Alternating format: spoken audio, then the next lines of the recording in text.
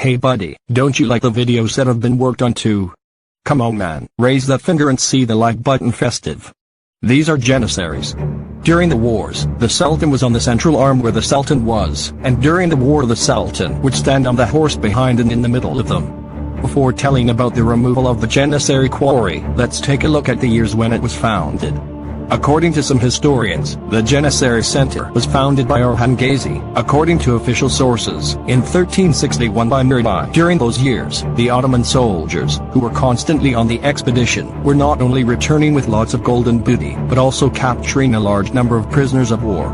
To take advantage of this situation, Murad I decides to establish an army of prisoners.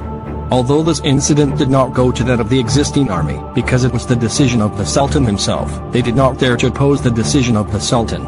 Young captives gathered in the barracks for training and turned into professional soldiers who risked death for the Ottoman state. In other words, the first Janissaries were from prisoners of war and slaves. Thanks to the Janissaries, the Ottomans were victorious in wars and terrorized the enemy.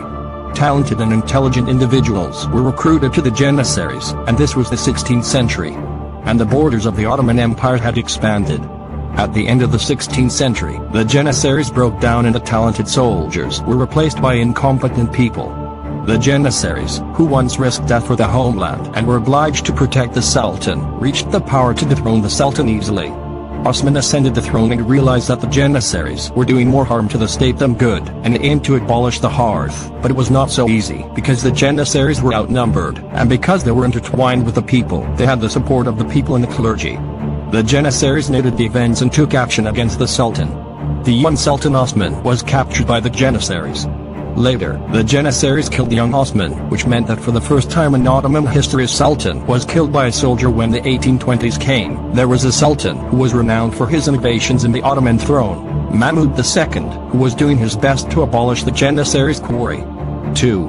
Mahmud first divides the army to weaken the power of the Janissaries and sends them to suppress the revolts.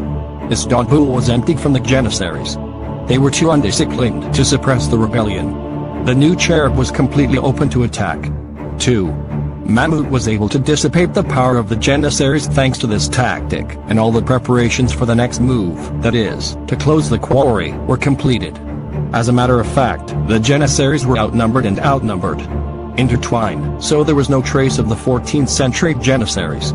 He could not attack the fire in an instant, because he needed a reason to attack, so he waited for the right moment to act. It was very important for Mahmud to attract the clergy to his side, and he succeeded.